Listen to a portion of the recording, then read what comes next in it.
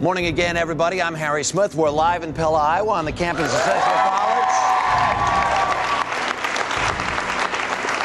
Along with Governor Mike Huckabee. And I tell you what, when you wake up on Sunday morning and the Des Moines Register says this, right?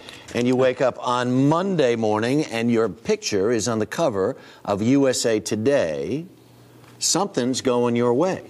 Well, there's a new slogan. The best part of waking up is seeing your face on the front page of the paper without a number on your chest, and that's a good thing. There you go. We were with you this summer, just not so many miles from here, in Indianola. We're in a little park shelter on a hot summer afternoon. Maybe 24 people there. 30 if you stretched it, right? That included, the kids and everybody else. Exactly right. No money in the pockets, very low poll numbers. What has transpired from then to now? I think the people of America have started paying attention to the race. They really are realizing that it's not about waving a checkbook in front of the voters. It's waving some ideas in front of the voters, getting them to understand that electing a president is not electing a person who can just raise money, but who can raise the future of this country, not just for Republicans, but for everybody. This is a very polarized country. People are looking for somebody who is going to lead vertically, not horizontally. Okay, so much of your support comes from evangelical Christians. That's a big, powerful voting bloc here among the Republicans who really do go to the caucuses. Can a Baptist preacher become president of the United States? We're going to find out this year. No, I think it's not about being a Baptist preacher. It's about being an effective governor for 10 and a half years and a lieutenant governor before that. But having been a pastor, it helped shape me in understanding the real issues that people face, because nobody sees humanity up front and closer than does a pastor. You have a front row seat to every social pathology that's going on in this country. And so you see life from the cradle to the grave, and I think it has helped shape me as a public official, not to be sterile, not to be indifferent, callous, and sort of detached, but very much aware. You talked about being about polarization in the country and people feeling that. To be pro-life, to be pro-family values, in quotation marks, all of the things that would catapult you to the success that you've had so far, those, in the end, can be very polarizing issues in a general election. But they don't have to be.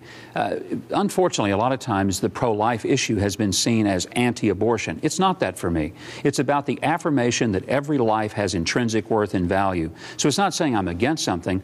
I'm for looking at every person, regardless of his or her IQ, his or her economic status, and saying, as a human being, they're important. But your opponents are going to say he's going to get more justices on the Supreme Court. They're going to strike down Roe v. Wade. That's got to be part of his engine. We're sure it is. There'll always be the critics. You can't answer every critic. If you do, that's all you'll spend your time doing. And one of the things that I think people are responding to in my campaign, they're not seeing me go around bashing the other candidates. I think people are so sick of that. What they want to know is, what would I do for America, not what I would do to the other candidates. This whole sort of taking the hammer against the kneecaps of my opponent type philosophy, I believe has been counterproductive for my opponents. It seems like the harder they hit me, the better my numbers get. So what I would say is, hit me again. Let's talk about the record as governor in Arkansas, because your opponents are starting to say, well, he's not a real Republican, because real Republicans cut taxes. Which I They're did. Physically conservative. They'll say you raise taxes there. You're a tax raiser, not a tax cutter. You know, in the 10 and a half years I was governor, the state and local tax burden, according to the U.S. Department of Chamber of Commerce, went up all of 1.1%. Income tax was the same as it was. There was a 1 penny difference in the sales tax. But we also improved education, which is a good thing, partly because of Supreme Court order. But they forget to tell you that we cut taxes 94 times. We eliminated the marriage penalty. We cut the taxes for the lowest income earners. The tax policies we did helped the people at the bottom reach the next rung on the ladder, and that's the kind of real tax policy the country's looking for to help working people. All right, let's go beyond Arkansas then. Let's talk about the world. Yes. People watch Mike Huckabee. He's funny on the debates. He was great on the YouTube debate. He's great with a one-liner. No one knows what your feeling is about the war in Iraq. Well, I've been pretty clear that the surge is working. We need to make sure that we finish this mission, and we finish it with honor. There's two reasons why. If we don't succeed in Iraq, someone takes in that vacuum, and it won't be people who like us. That's not a good thing. The beachhead that will be established for terrorism is something we can't live with. We also would demoralize our military, Harry, and it would take a generation to rebuild that. I've been over there, and I'm telling you, the guys who are there believe and know they're getting a job done and doing it right.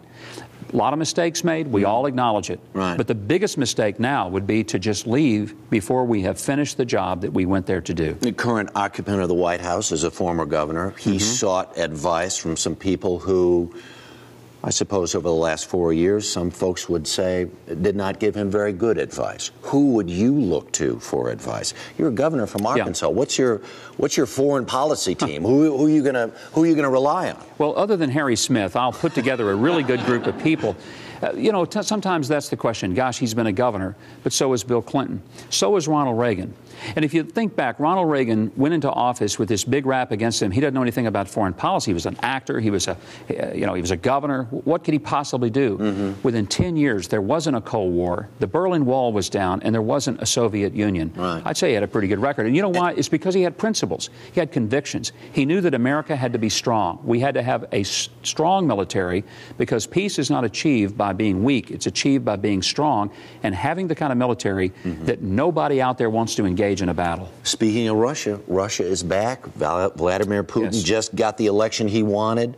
I mean, we're looking at an evil empire 2.0, potentially. The biggest threat that we face is our own enslavement to foreign oil.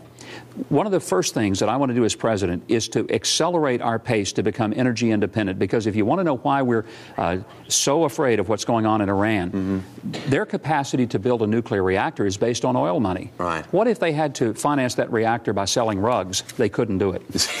Last question very quickly. I read someplace that you read from the book of Proverbs every morning. Do you remember? What did you read this morning? Well, I will read it later, but chapter 3, verses 5 through 6, trust in the Lord with all thy heart, lean not into your own understanding, in all your ways acknowledge him, and he will direct your paths. There you go. You have a lot of undecided voters here. We'll find out later if it had any influence or any effect. Governor, thank you very much for being here. Thank you. Thank you.